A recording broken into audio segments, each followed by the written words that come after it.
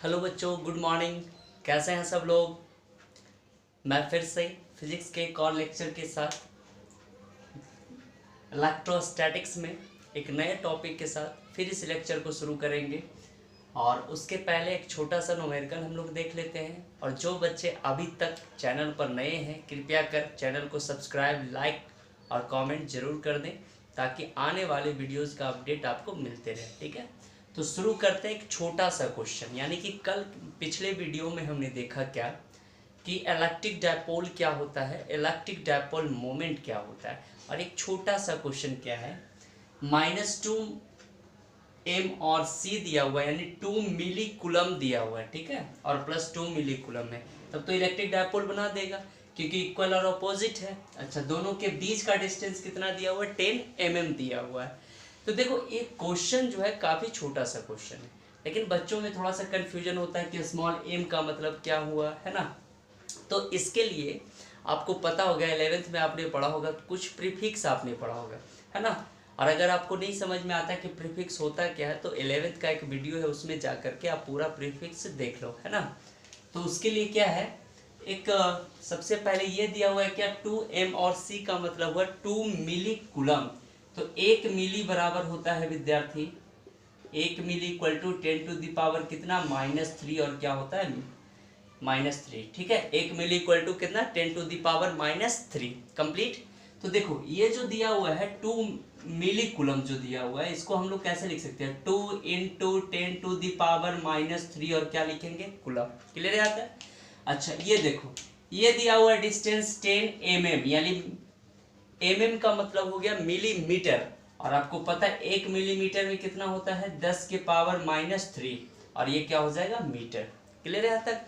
तो मिली रहे चाहे माइक्रो रहे, उसको आप प्रीफिक्स का यूज करके उसका वैल्यू पुट कर देना, उसके बाद कैलकुलेट कर लेना। कंप्लीट यहाँ तक, है ना। देखो, मिली के लिए क्या आ गया, 10 टू द पावर -3, तो 2 × 10 टू द पावर -3। अब इस क्वेश्चन को सोल्व कर लेते हैं। P इक्वल टू कितना होगा, P इक्वल टू होता है Q × 2L। Q का वैल्यू कितना है, 2 मिली कूलम, यानी 2 × 10 to the power -3 complete into 2L क्या था, 2L जो था वो डायपोल का लेंथ था। यानी पूरा डायपोल का लेंथ कितना, 10 mm। 10 mm की जगह पर कितना रख सकते हैं, 10 × 10 टू द पावर -3 मीटर। यानी इसको लिख सकते हैं 10 × 10 टू द पावर -3 क्या, मीटर। कंप्लीट। अब इसको सॉल्व कर लेंगे, 2 × 10 20, और 10 टू द पावर -6। ठीक है, ये इसको बाकी लिख लीजिए कूलम, और क्या हो जाएगा, मीटर। ठीक है, ये इसका यूनिट निकल गया। तो मिली रहे चाहे माइक्रो रहे, बस उसका वैल्यू आप पुट कर दो और कैलकुलेशन कर लो, तब क्या हो जाएगा, उसका आंसर फाइंड आउट हो जाएगा। कंप्लीट यहाँ तक। तो ज़्यादा टेंशन लेने की बात नहीं है, बस प्रीफिक्स याद कर लो, है ना। और प्रीफिक्स में ज़्यादा क्या क्या पूछता है, जो देखो प्रीफिक्स में पूछ सकता है, मिली पूछ सकता है, 1 मिली कूलम तो 10 टू द पावर -3 कूलम होगा। ठीक है, अगर एक माइक्रो पूछे, क्या पूछे, म्यू माइक्रो, तो माइक्रो के लिए क्या लिखोगे, 10 टू द पावर -6 कूलम, है ना। अगर नैनो पूछ दे, एक एन और सी पूछ दे, तो 10 टू द पावर कितना, -9 कूलम। इस टाइप के क्वेश्चंस रहते हैं बस, और उसको अच्छे से आप सोल्व कर लो, ज़्यादा टेंशन की बात नहीं। कुछ प्रीफिक्स है ना, जो आपने 11th में पढ़ा होगा। अगर नहीं पढ़ा है 11th में, तो प्लेलिस्ट में जाओ, एक वीडियो होगा 11th का, है ना। उसमें आप क्या करो, इस पूरे प्रीफिक्स को देख लो, ताकि आपको पूरा डाउट क्लियर हो जाए। कंप्लीट यहाँ तक। तो ये था इसका आंसर। क्लियर, नोट करो।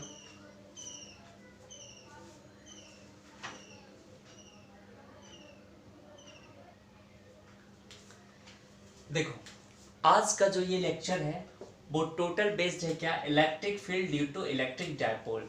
आखिर इलेक्ट्रिक डायपोल के कारण इलेक्ट्रिक फील्ड कितना जनरेट होता है ना, कौन कौन से पोजीशन पर जनरेट होता है, उसके लिए आज हम इस लेक्चर में कंप्लीट डिस्कशन करेंगे। ठीक है, ये तो देखो, इलेक्ट्रिक डायपोल में हमने कल क्या सीखा था कि अगर ये डायपोल था, डायपोल के लिए क्या था, एक -q लिया था हमने, दूसरा क्या लिया था, +q लिया था, दोनों के बीच का डिस्टेंस हमने कितना लिया था, 2L।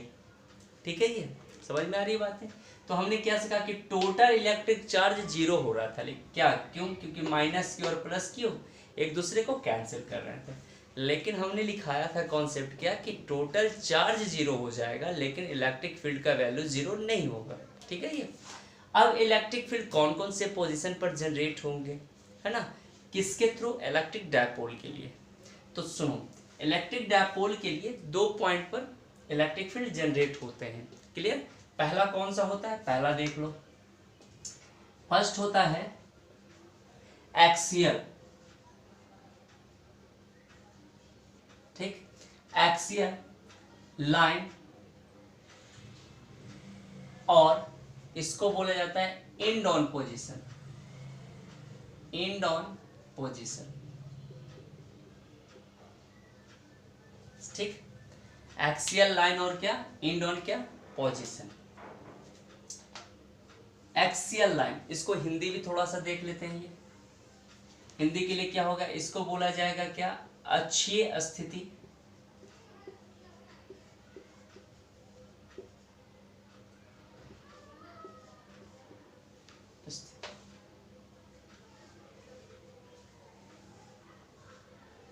ठीक है, अक्षीय क्या, स्थिति।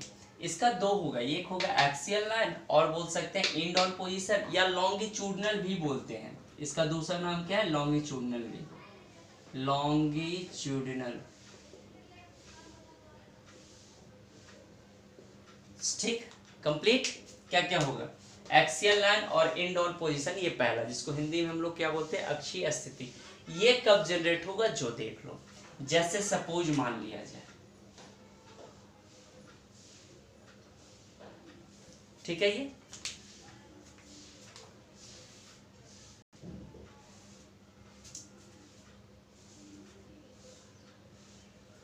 देखो क्या है, हमें क्या कैलकुलेट करना है कि इन ऑन पोजीशन पर इलेक्ट्रिक फील्ड क्या होगा। इन ऑन पोजीशन होता क्या है, पहले समझ लेंगे, ठीक है। तो देखो, अगर मान लिया जाए ये जो डाइपोल है, इसी के एक्सिस में कहीं कोई एक ऐसा पॉइंट हो, चाहे इधर भी चाहे इधर, कहीं भी, देखो इस पॉइंट को हम मान लेते हैं, सपोज मान लेते हैं यहाँ, ठीक है ये, और ये वाला पॉइंट क्या है, पी है, कंप्लीट। तो P पर हमें इलेक्ट्रिक फील्ड इंटेंसिटी फाइंड करना है, क्या फाइंड करना है, इलेक्ट्रिक फील्ड क्या, इंटेंसिटी। तो देखो ये P पॉइंट जो है, ये डायपोल के, ये अगर डायपोल है तो डायपोल के देखो उसी एक्सिस पर रखा हुआ है। तो डायपोल के ही एक्सिस पर अगर कोई पॉइंट होगा तो उस पॉइंट को हम लोग बोलते हैं क्या, उसके लिए क्या आता है, axial line, electric field at axial line, और क्या, एंड ऑन क्या बोलेंगे, पोजीशन, या हिंदी में बोलेंगे अक्षीय स्थिति। कब, जब उस डायपोल के एक्सिस पर ही कोई अगर पॉइंट होता है, my point is that dipole के एक्सिस पर ही अगर कोई पॉइंट है, और at where we have to calculate electric field, तो दिस टाइप्स ऑफ सिस्टम आप कह सकते हैं क्या, and on position, longitudinal, axial line, है ना, कुछ भी बोल सकते हैं, या हिंदी में क्या कर सकते हैं, अक्षीय स्थिति पर हमें क्या ज्ञात करना है, इलेक्ट्रिक फील्ड का वैल्यू फाइंड करना। क्लियर।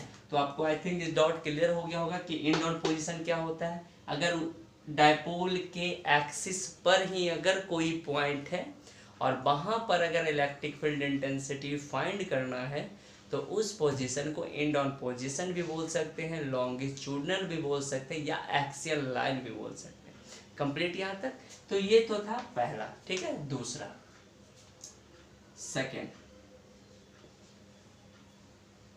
सेकंड बोला जाता है इक्वेटोरियल लाइन, इक्वेटोरियल लाइन, ठीक है, या इसका दूसरा नाम है broad on position, broad on position, ठीक है। क्या बोला जाएगा, ब्रॉड ऑन पोजीशन। इसको हिंदी में हम लोग क्या लिखेंगे, ये देखो, निरक्षीय स्थिति लिखा जाता है,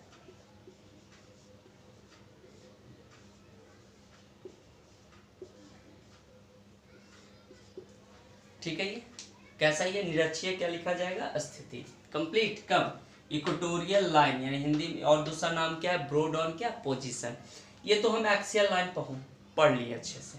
अब ब्रॉड ऑन पोजीशन या इक्वेटोरियल लाइन क्या होता है, तो थोड़ा बारीकी से देखना। देखो, जैसे अगर ये डायपोल था,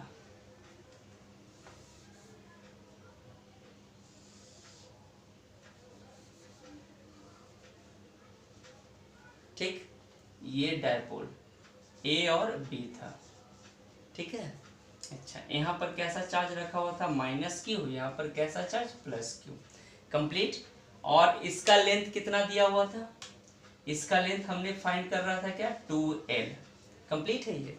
तो देखो इक्वेटोरियल लाइन और ब्रॉड ऑन पोजीशन कब बोलेंगे, यानी निरक्षीय स्थिति कब बोलेंगे, अगर कोई पॉइंट को ध्यान से सुनना, अगर कोई पॉइंट कुछ ऐसा हो, कैसा हो, कुछ ऐसा, देखो हमने, ठीक है, ये इस टाइप का, यानी कि ठीक उसके सेंटर पर परपेंडिकुलर बाइसेक्टर हो, परपेंडिकुलर क्या, बाइसेक्टर हो। देखो परपेंडिकुलर बाइसेक्टर का मतलब ये कितना डिग्री का हो गया, 90 डिग्री, क्लियर। तो इस पॉइंट, जैसे ये देखो ये वाला पॉइंट क्या है, P है, तो यहां से ये वाला और यहां से ये वाला डिस्टेंस और ये वाला डिस्टेंस क्या होगा, आपस में इक्वल होगा, कंप्लीट यहां तक। तो अगर इस टाइप का कुछ अरेंजमेंट हो तो उसे हम लोग बोलेंगे क्या, इक्वेटोरियल लाइन और ब्रॉड ऑन पोजीशन, या हिंदी में कह सकते हैं क्या, निरक्षीय स्थिति, ठीक है। और ये सेंटर पर है, तो देखो अगर ये सेंटर पर है, इसको अगर O मानते हैं, तो यहाँ से यहाँ तक का डिस्टेंस L होगा, क्योंकि टोटल 2L है, और यहाँ से यहाँ का डिस्टेंस भी क्या होगा, L होगा, कंप्लीट। तो ब्रॉड ऑन पोजीशन कब होगा, कि कोई एक ऐसा पॉइंट होगा जो परपेंडिकुलर बाइसेक्टर होगा, किसको काटेगा, ये डायपोल के लेंथ को, यानी सेंटर पर ये है ना। और इस पॉइंट से P का दूरी, यानी माइनस Q से P का दूरी और प्लस Q से P का डिस्टेंस आपस में क्या होगा, इक्वल होगा। तो इस टाइप के अरेंजमेंट को अगर कहीं आप देखो तो खुश होकर के एकदम क्या बोल देना, क्या, इक्वेटोरियल लाइन और एंड ऑन पोजीशन, या हिंदी में कह सकते हैं निरक्षीय स्थिति, ठीक है ये। अच्छा, और एक्सियल लाइन कब होगा, जब ये डायपोल है, डायपोल के ही एक्सिस पर कहीं एक पॉइंट होगा जहां पर हमें इलेक्ट्रिक फील्ड फाइंड करना है, तो वो हो जाएगा एंड ऑन पोजीशन या एक्सियल लाइन, ठीक है। ये देखो इस पॉइंट पर हम लोग इलेक्ट्रिक फील्ड फाइंड करेंगे, कंप्लीट। तो एक एक कर करके हम लोग डिस्कशन करेंगे। तो पहला टॉपिक क्या रहेगा कि इलेक्ट्रिक फील्ड फाइंड करना है, कौन से पोजीशन के लिए, एंड ऑन पोजीशन के लिए, कंप्लीट। यहाँ तक स्क्रीनशॉट लो।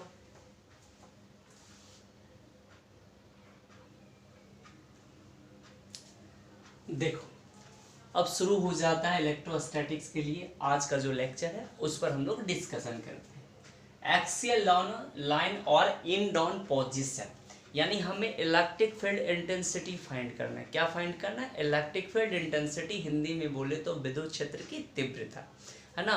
कौन से पोजीशन के लिए, एक डायपोल के लिए, क्या, इन डाउन पोजीशन के लिए, यानी एक्सियल लाइन। तो अभी हमने कुछ देर पहले क्या डिस्कशन कर लिया कि एक्सियल लाइन क्या होता है। तो देखो एक्सियल लाइन क्या होता है कि इसी पर, उसी एक्सिस पर कोई पॉइंट होगा। चलो भाई इस पॉइंट को मानते हैं, देखो यहां से,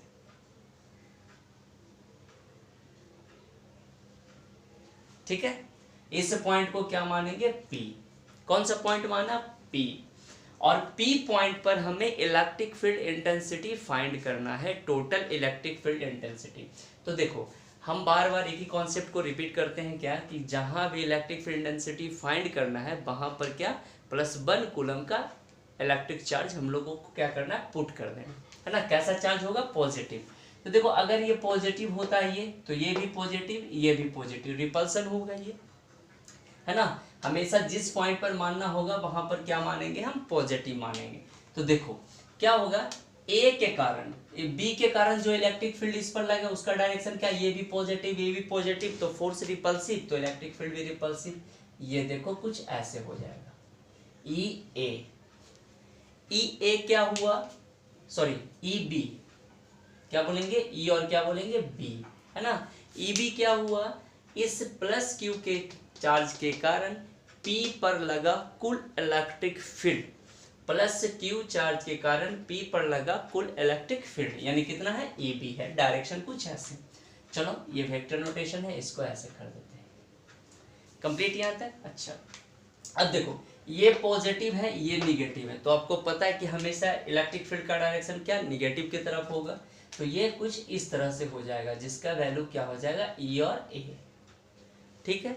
ई ए क्या हुआ, ई और ए, P पॉइंट पर, कौन से पॉइंट पर, P पॉइंट पर -Q चार्ज के कारण जो इलेक्ट्रिक फील्ड जनरेट हो रहा है उसका वैल्यू है। फिर से रिपीट करते हैं, ई ए क्या हुआ, पी पॉइंट पर इस माइनस क्यू चार्ज के कारण इलेक्ट्रिक फील्ड। ई बी क्या हुआ, पी पॉइंट पर इस प्लस बी क्यू चार्ज के कारण क्या, इलेक्ट्रिक फील्ड। कंप्लीट यहाँ तक। अब इसका क्या है, पूरा क्रियाकलाप जो है इसको हम लेट कंसिडर मान लेंगे और उसके बाद इसको हम सॉल्यूशन करेंगे। कंप्लीट यहाँ तक। अच्छा नोट करो,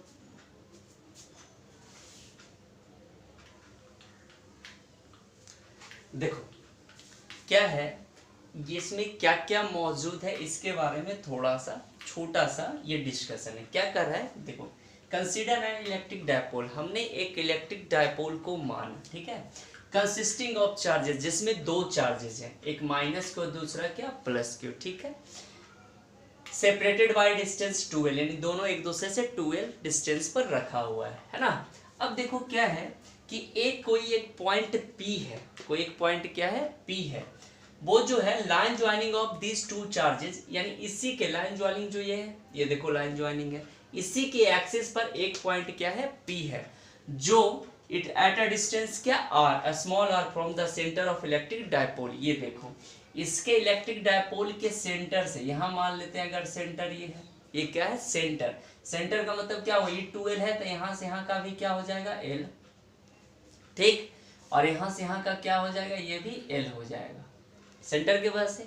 इसके सेंटर से ये देखो, इसके सेंटर से कितना डिस्टेंस पर ये सिचुएटेड है, r डिस्टेंस पर। समझ में आ रहा है, हमने क्या माना, एक इलेक्ट्रिक डायपोल माना जिस पर minus Q plus Q charge मौजूद है और इसके सेंटर से r डिस्टेंस पर एक पॉइंट क्या है P है, और जहां पर हमें क्या टोटल इलेक्ट्रिक फील्ड फाइंड करना है, यानी बोले तो कुल विद्युत क्षेत्र की तीव्रता का क्या वैल्यू ज्ञात करना है। कंप्लीट यहाँ तक। तो ये था इसका डिस्कशन, थोड़ा सा नोट करो, फिर इसका और ये फॉर्मूला हम लोग इसको फाइंड करते हैं, ठीक है।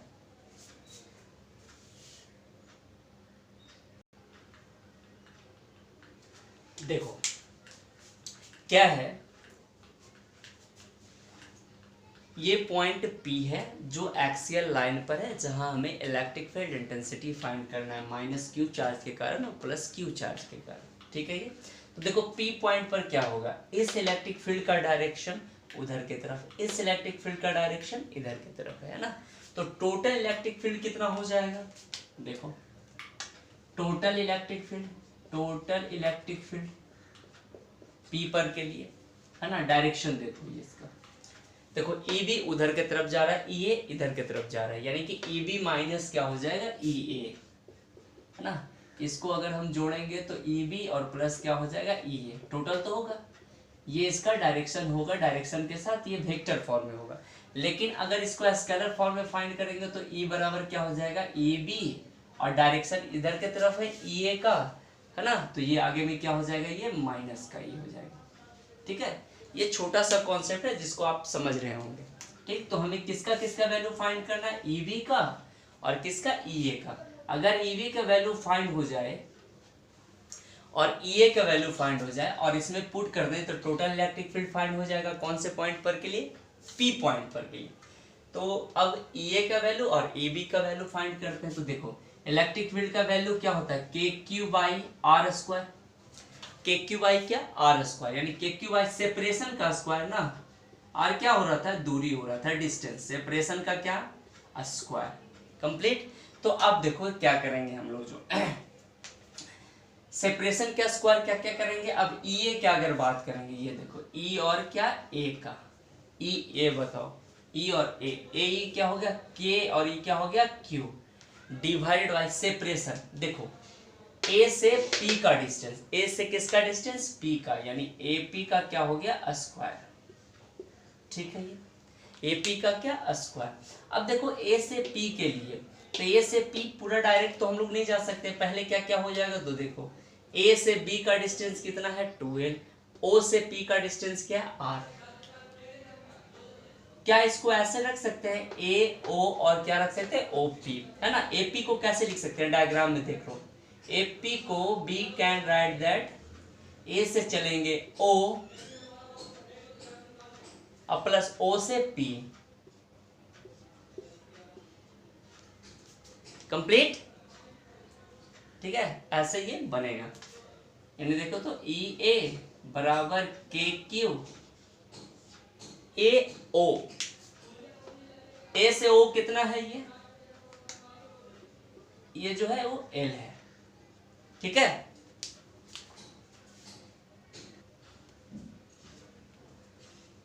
देखो ए और ओ की बात करते हैं, ए ओ कितना हो गया, ए से ओ कितना हो गया एल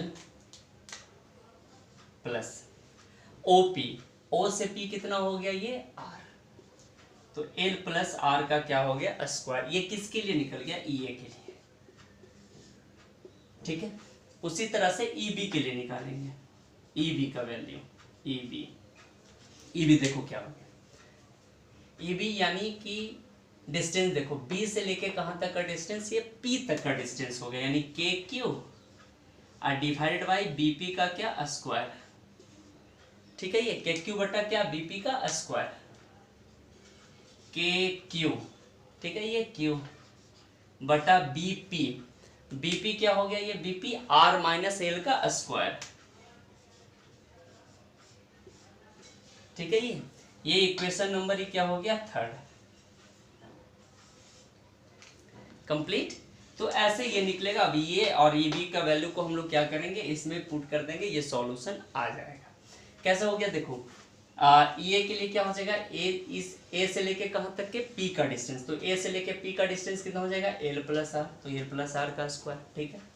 अगर ई बी के लिए देखेंगे तो बी से लेके किसका डिस्टेंस पी का डिस्टेंस, तो आर माइनस एल का क्या स्क्वायर, ठीक है। ये तो इस टाइप के अब क्या करेंगे, इसको इस टाइप से बनाया जाता है। अभी ई ए का वैल्यू और ई बी का वैल्यू हम लोग क्या इसमें पुट कर देंगे, कंप्लीट।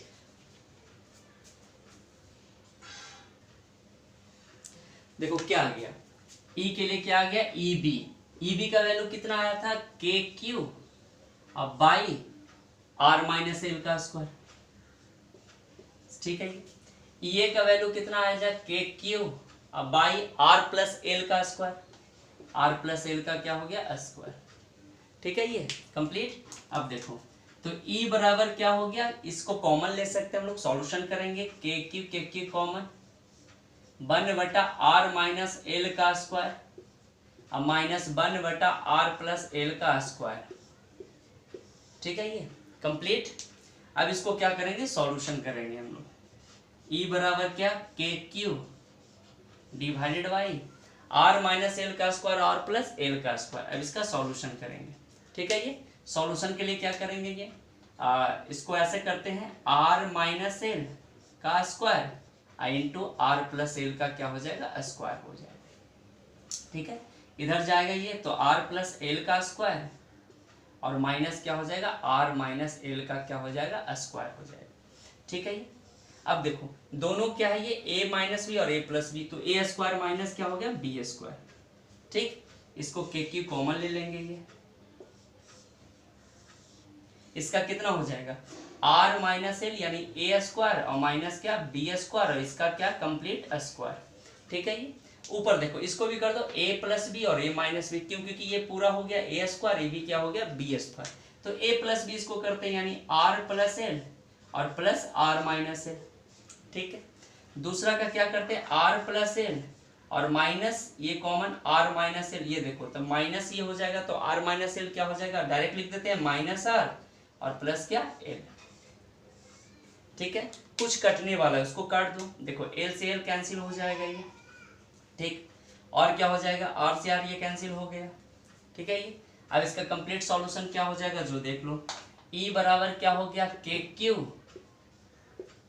ठीक, r प्लस आर कितना हो जाएगा 2r into L plus L कितना 2l डिवाइडेड बाई क्या हो गया R square minus L square का क्या स्क्वायर, ठीक है। ये अच्छा इसको और हम ऐसे भी कर सकते हैं क्या, जो देख लो क्या क्या हो जाएगा, e बराबर के क्यू, q और 2l को एक साथ लिख देते हैं, q इंटू 2l ये हो गया, ठीक है। इंटू क्या हो जाएगा 2r डिवाइडेड बाई क्या हो जाएगा ये R square minus L square और इसका क्या हो जाएगा स्क्वायर, कंप्लीट। और देखो q इंटू 2l, कल पिछले वाले वीडियो में हमने देखा कि q इंटू 2l करते थे तो डायपोल मोमेंट आ रहा था, तो Q इंटू 2L के जगह पर क्या लिखेंगे, डायपोल मोमेंट, यानी कि उसके जगह पर P पुट कर देंगे, यानी E बराबर क्या हो जाएगा KP, ठीक, KP इंटू 2R, ठीक है, डिवाइडेड बाई क्या हो जाएगा R स्क्वायर और माइनस क्या L स्क्वायर, इसका क्या हो जाएगा स्क्वायर, कंप्लीट। तो ये ऐसे सॉल्यूशन हो जाएगा। और यहाँ पर आप लिख सकते हैं क्या, P इक्वल टू क्या लिख सकते हैं, P बराबर क्या Q इंटू क्या 2L, यानी Q इंटू 2L के जगह पर क्या लिखेंगे हम लोग P, कंप्लीट है ये। तो इसको और भी सॉल्व करेंगे हम आगे, ठीक है, नोट करो।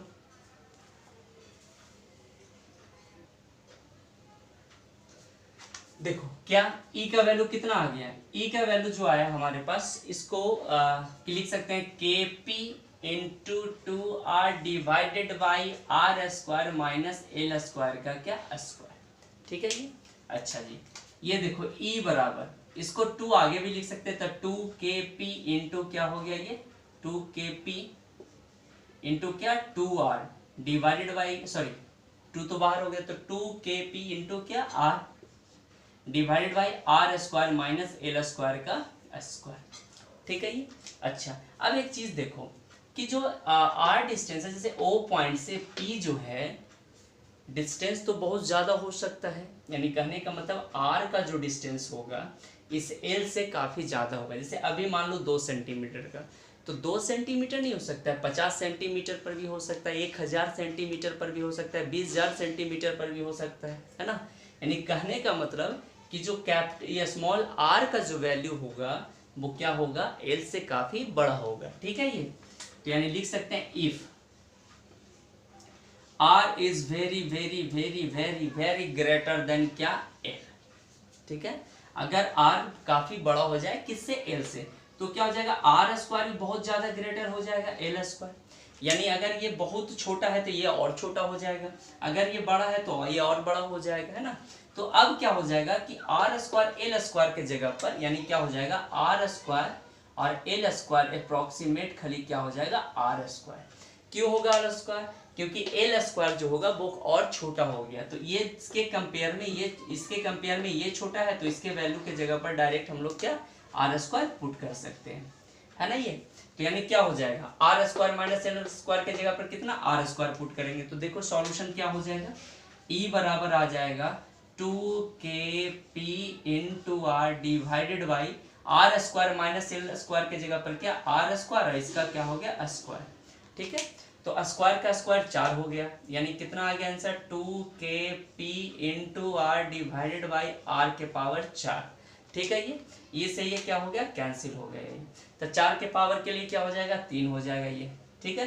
तो ये E बराबर क्या हो जाएगा 2KP डिवाइडेड बाई R3, ठीक है। तो ये इस टाइप का सॉल्यूशन हम लोग कर लेंगे, 2KP बाई क्या हो गया R और क्या हो जाएगा Q। ये आ गया इलेक्ट्रिक फील्ड का वैल्यू, किसके लिए आ गया एक्सियल लाइन के लिए, कौन से पॉइंट पर के लिए P पॉइंट पर के लिए, कंप्लीट। कितना आ गया 2KP बाई क्या RQ, नोट करो इसको। देखो अभी क्या है इलेक्ट्रिक फील्ड का वैल्यू हमने देख लिया क्या 2KP बाई क्या RQ।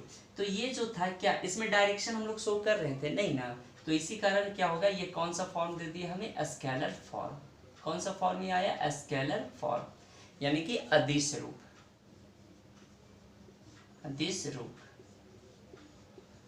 ठीक है।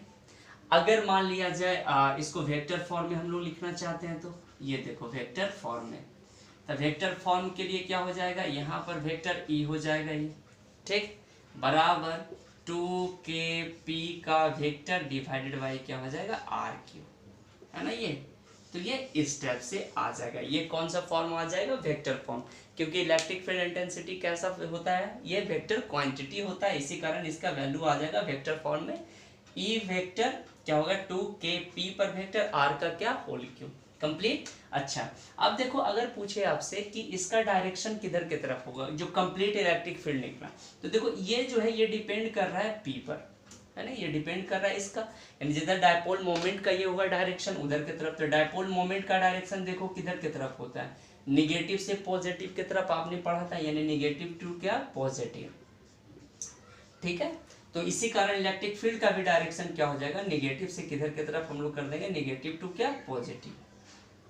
ठीक है, अगर यहाँ पर इलेक्ट्रिक फील्ड नहीं रहता तो ये डायपोल मोमेंट नहीं रहता तो डायरेक्शन चेंज हो सकता था, लेकिन यहाँ डायपोल मोमेंट होने के कारण क्या हो जाएगा, निगेटिव टू क्या हो जाएगा, ये पॉजिटिव हो जाएगा। कंप्लीट यहाँ तक। अच्छा, तो ये तो था क्या, एक्सियल लाइन के लिए, अक्षीय स्थिति के लिए हमें क्या, इलेक्ट्रिक फील्ड इंटेंसिटी का क्या फाइंड करना था, वैल्यू फाइंड करना था। कंप्लीट।